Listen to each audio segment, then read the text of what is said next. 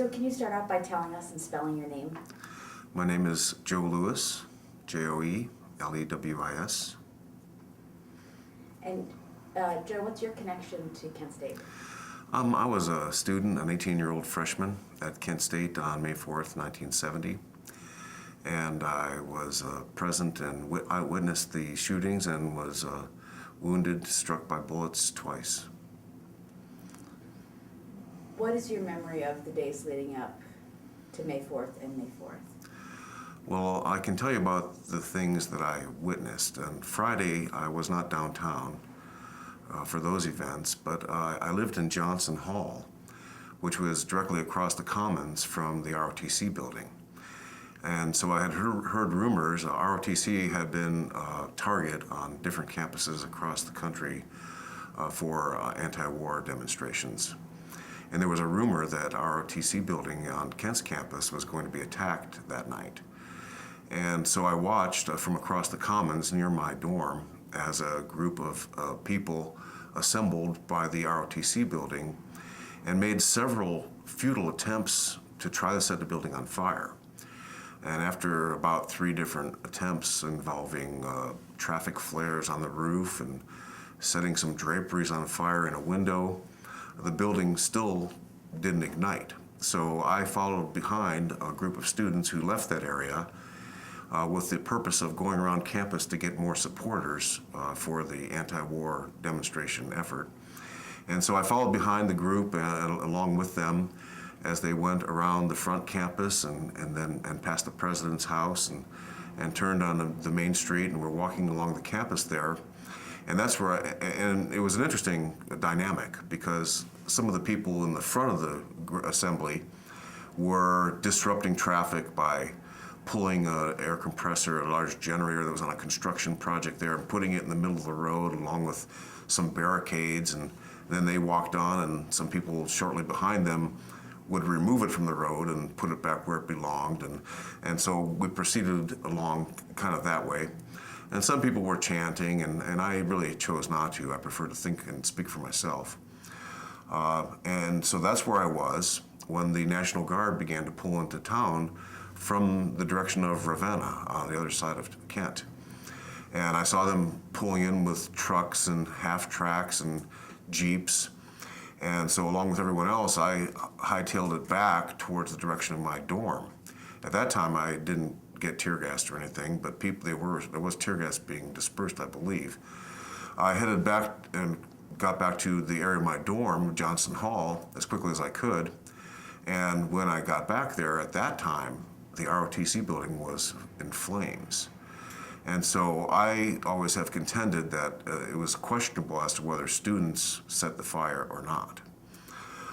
Then I watched it, went into my dorm room, and my room faced the other way, so I went to one of my friend's room, and we watched from the window as the building went up in flames, accompanied by, on the radio, For What It's Worth, Buffalo Springfield was playing. So those two events and the music and the vision will always be connected in my memory.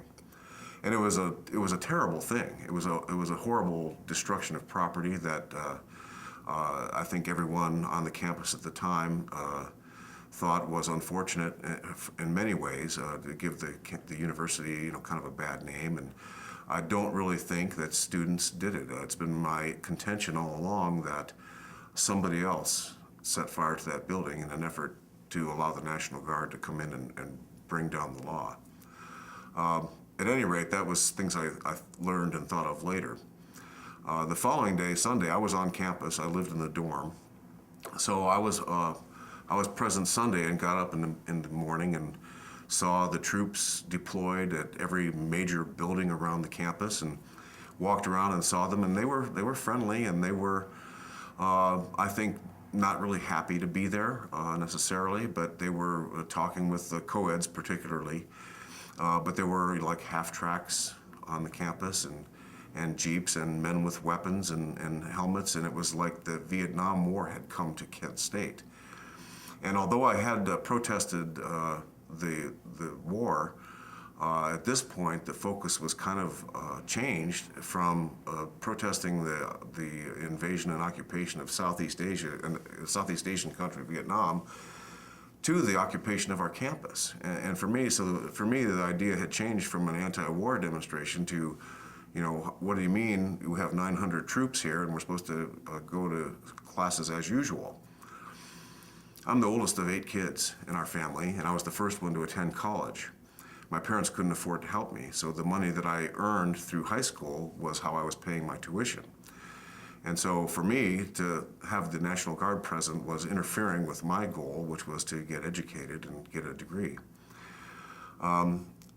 So Sunday during the day, everything seemed pretty peaceful, although it was like an armed camp on the campus. And that night I remained at the dorm while some other people went down to protest against the curfew.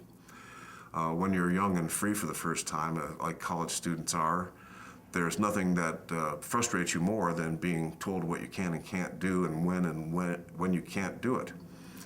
So I understood that people wanted to find out what was really going on and speak with the president of the university and the mayor of the city with regards to the curfew on and off campus. And then I wasn't there, as I said, but I was at the dorm when people returned from that assembly. And there was a friend of mine, a woman who was particularly strong, who I really admired. And she had burst into tears and was crying, saying over and over, "They lied to us, they lied to us. They said they were going to talk to us, and then at a certain point they surrounded us and fired tear gas into us and chased us with bayonets across the campus." And that night, as it grew dark, the guardsmen were apparently under the order to disperse any groups that assembled on campus. And so that night actually was one of the more frightening experiences of the whole weekend for me, because there were 3 helicopters overhead with searchlights playing on the crowd below, clouds of tear gas drifting around, guardsmen with their bayonets at the ready, pointed ahead, shoulder to shoulder in groups of 4 or 5, herding students into the dormitories. And I spoke later that night with a resident counselor in my dorm, Johnson Hall, and he was holding the door open so students could escape the pursuing guardsmen, and told them, even if you don't live here, come on through here, because you could go through Johnson Hall and out the other end and escape and go to wherever your dorm was. And so he was having people do that. And as he got the last student in, pulled the door shut, a guardsman lunged with his bayonet such that the knife got stuck in the door as he closed it. The helicopters overhead were playing on the crowd down below, and most people were fleeing. Well, some people were a little more dramatic. I remember one guy, when the searchlight hit him, he gave him the finger with both hands and spun around and danced, and it was just a very macabre scene. As the guardsmen then came around the dormitory, students were jeering at them and yelling things from the windows and calling them names. And I remember some of the guardsmen picking up rocks and throwing them at the dormitory windows and breaking the windows. And so it was a real conflict about law and order and who was behaving inappropriately. And I remember having the discussion later that night with the resident counselor about it's very difficult to understand who's wearing the white hats and who's wearing the black hats, because at times both groups were out of bounds with their behavior. Especially the guardsmen who were supposed to be keeping law and order, throwing stones at the windows after chasing people around with bayonets and tear gas. So Monday morning it was classes as usual, and that seemed somehow not right, with the armed National Guardsmen all over the campus and trying to pretend like you're going to class like you normally would. And I went to class with a friend of mine that morning and had heard that there was going to be an assembly at noon on the Commons. And I was very curious about what was happening and what was allowed, what was not allowed. I knew that the campus was open, classes as usual, and I had heard about Governor Rhodes's inflammatory speech where he decried student demonstrators as the worst element we harbor in American society, and that he would keep classes open if he had to have an armed guard in every classroom. I wasn't very fond of the Rhodes administration and the Nixon administration either for their behaviors and their policies. Monday, I went to the assembly at noon on the Commons as the victory bell rang. mostly to lend my support to the students demonstrating against the invasion and occupation of our campus by the Ohio National Guard. And I wasn't sure, I didn't have any intent to do anything particularly except be there to show my support. And so I joined the crowd of students who were there, and I saw the line of guardsmen protecting the ashes of the ROTC building across the way. And it seemed kind of ridiculous that they were protecting ashes, and I didn't really understand why they were there or what their mission was. I learned later that their assemblies have been outlawed on a college campus that's open for business, which seemed really dumb.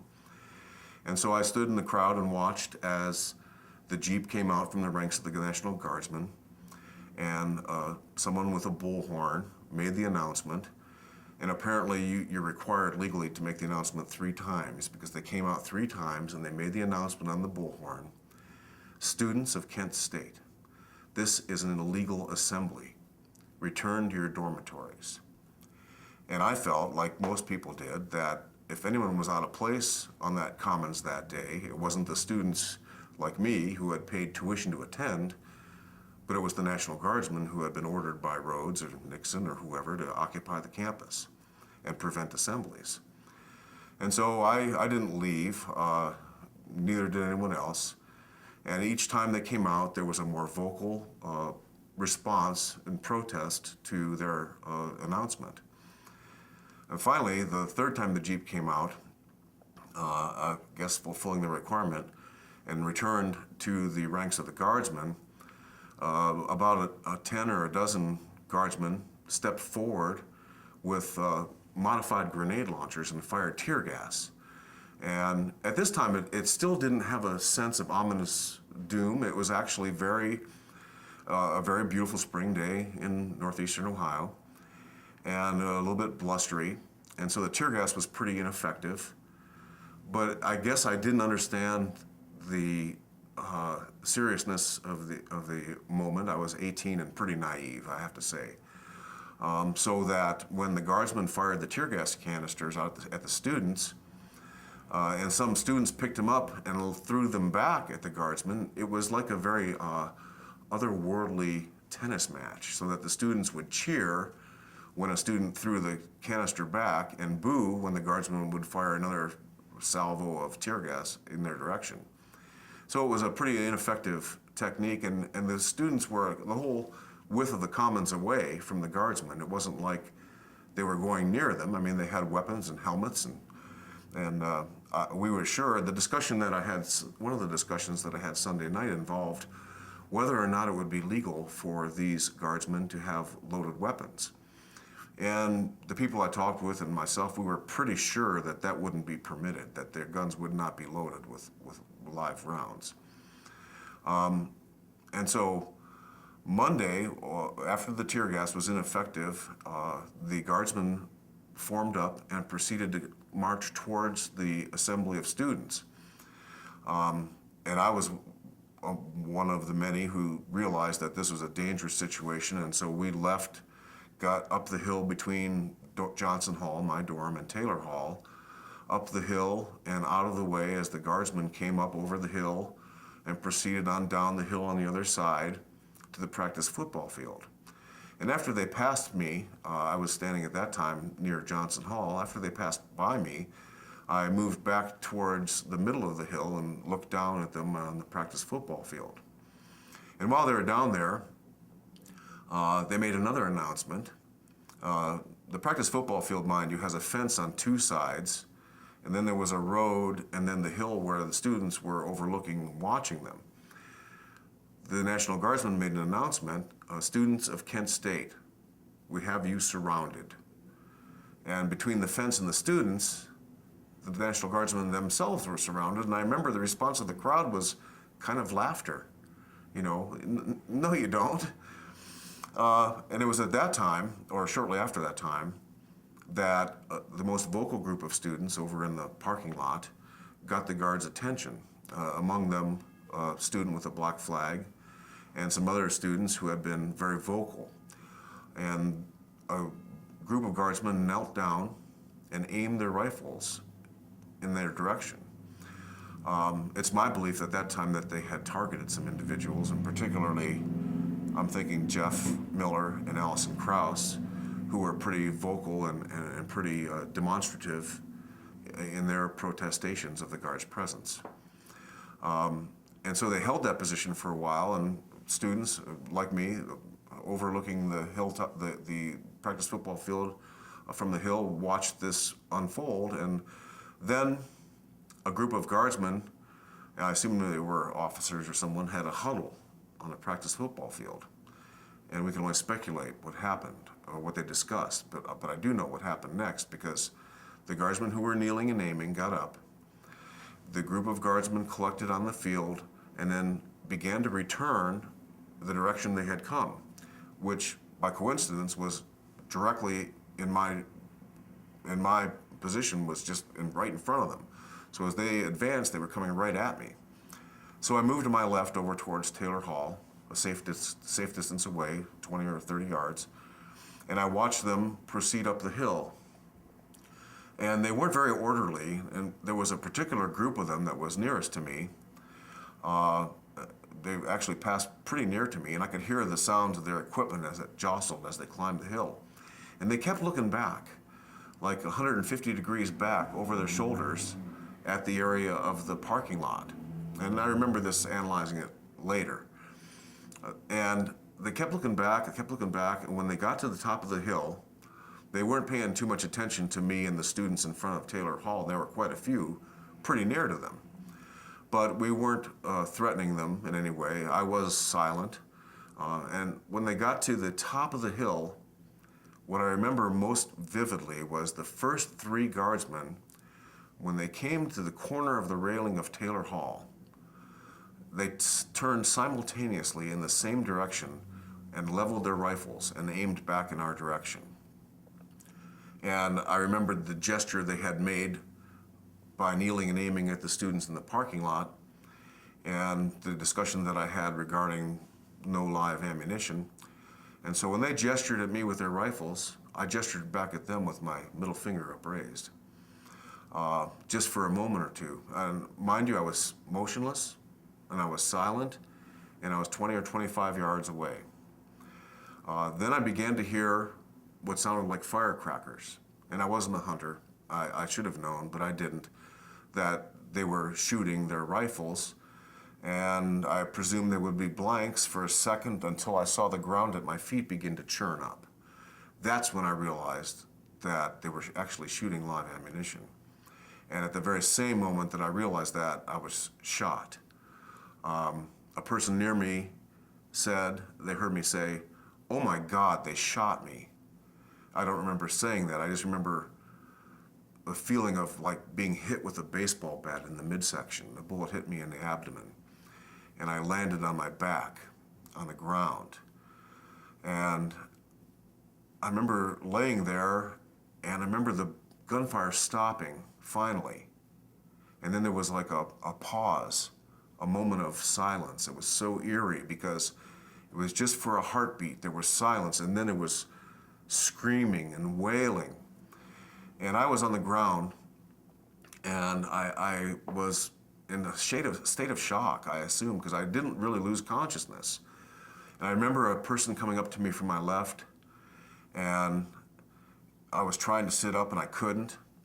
And he came over to me, and I think he took my wallet out and realized that I had gone to high school with his little sister. And he said, "I'm putting your wallet in your pocket." And I asked him, "How bad is it?" meaning my wound. And he said, "It's just a flesh wound." And so that was very relieving to me, even though I couldn't sit up. And there was a girl on my right-hand side, and I held her. She offered me her hand, and I just squeezed that hand. And so I laid there, and I really didn't know what was happening, but I began to feel weak, and I thought to myself, being 18 and naive, I thought in the terms, this could be it. And so I remained semi-conscious, I guess, and the ambulances came, and I saw people who I knew, and I nodded to them or gestured to them, and they loaded me on the ambulance. And I began to feel weak, and so just to be safe, I said some prayers. I was raised Catholic, and we have a prayer called the Act of Contrition, where you say you're sorry for your sins. And just to be on the safe side, I made that prayer. We were in the ambulance, and I was in with John Cleary, who was wounded through the lungs, I think. And he was in horrible, horrible pain. And every bump and every turn, he would cry out and scream, and it began to terrify me too. And I felt like I was having trouble breathing. And so I told the people in the ambulance, I said, I'm having trouble breathing. And they said, we don't know how to work the oxygen. And then we got to Robinson Memorial Hospital, and they were taking me out of the ambulance into the emergency room.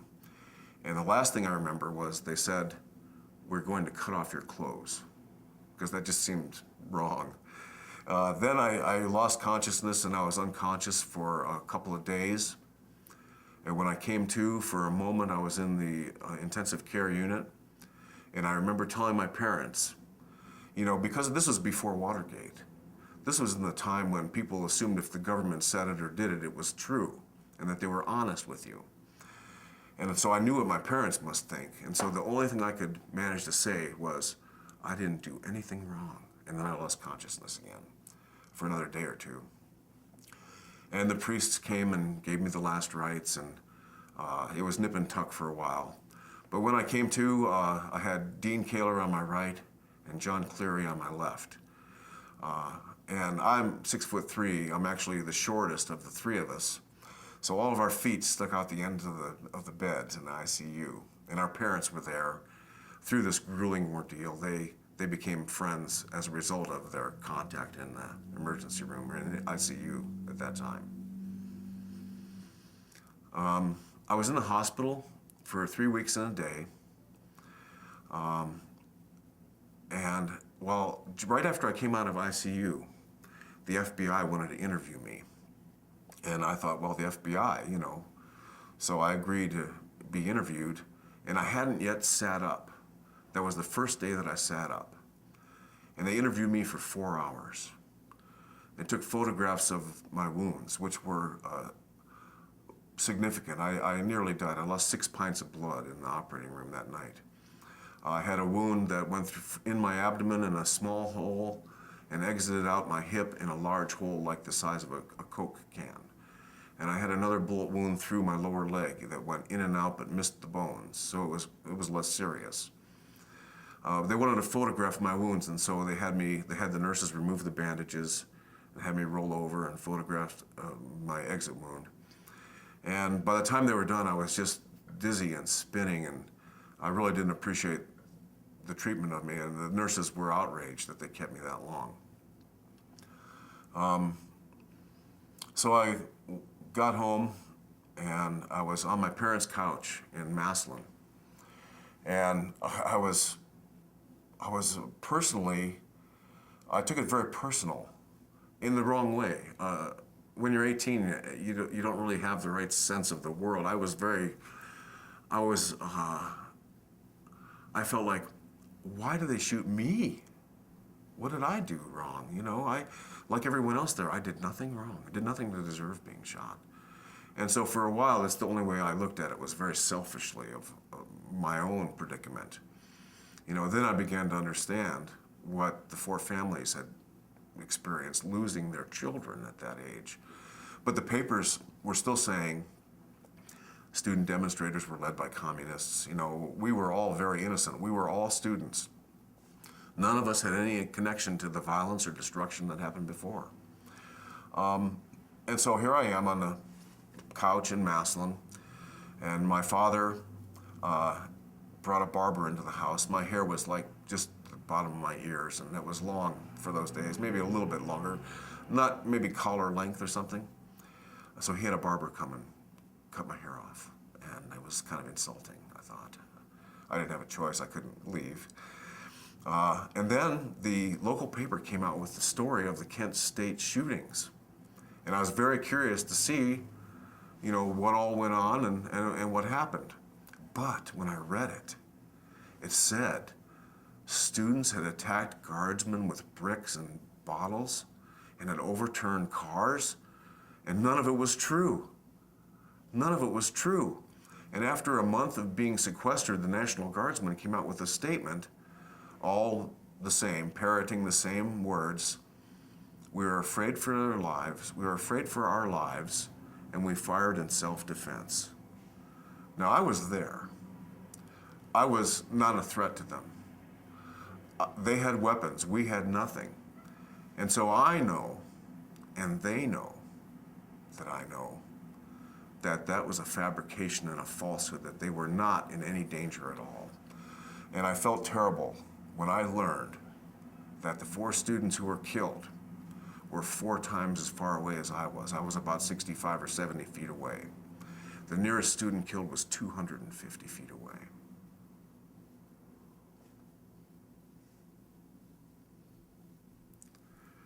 And I realized what my neighbors must think. You know, students attacks guardsmen with bricks and bats and overturned cars. You know, to me, the ultimate tragedy was the lies that were transmitted about the incident, like as if students deserved it. The reaction was they should have shot them all in some places in Ohio. I couldn't believe that. I just needed to let people know what the truth really was, but they didn't want to hear it. That fall, I had moved for a while with some friends to upstate New York, trying to get my life back in balance. And I got a call from my father, who I had finally convinced that I hadn't done anything wrong. He was pretty conservative.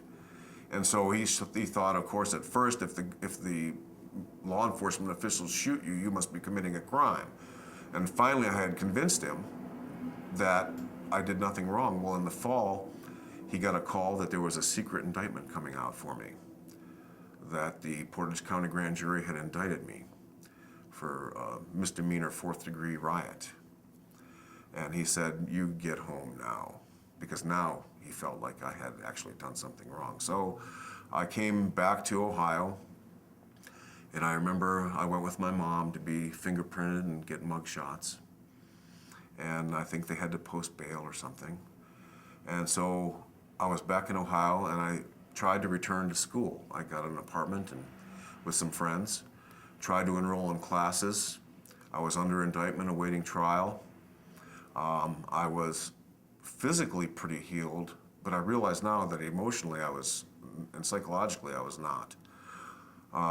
I didn't succeed very well in my classes because I was also working full-time, trying to go to school full-time, and it was very difficult. And so that summer so I dropped out of school after 1 quarter and just continued to work and live in the apartment.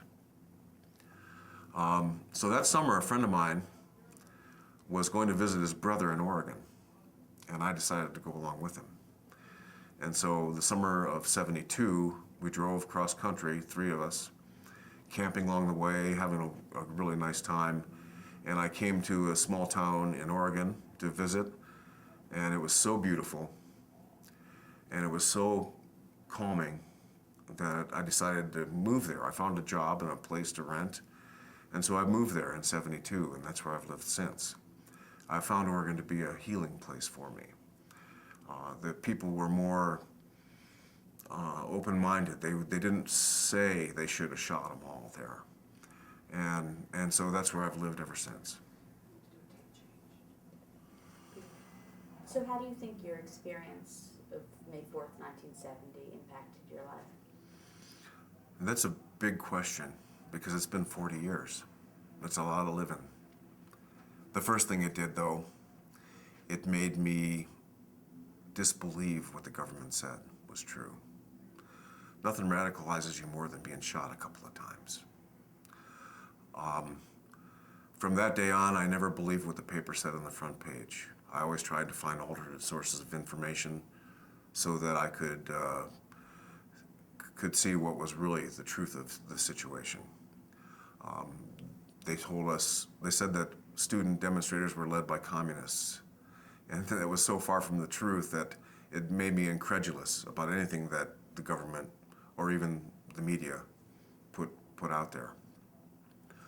I was very intimidated by being arrested, being under arrest, although eventually all those cases were dismissed, or my case was dismissed for lack of evidence because it was trumped up charges, obviously, to arrest someone who was shot and not the people who shot him. That was wrong. There are some actually good results. I've had wonderful experiences of meeting folks like yourselves over the years, other people who are concerned with truth and justice issues and the peace movement. I've got a network of friends, including some Northwest Vets for Peace in my home area in Oregon, great friends who I wouldn't have met probably otherwise.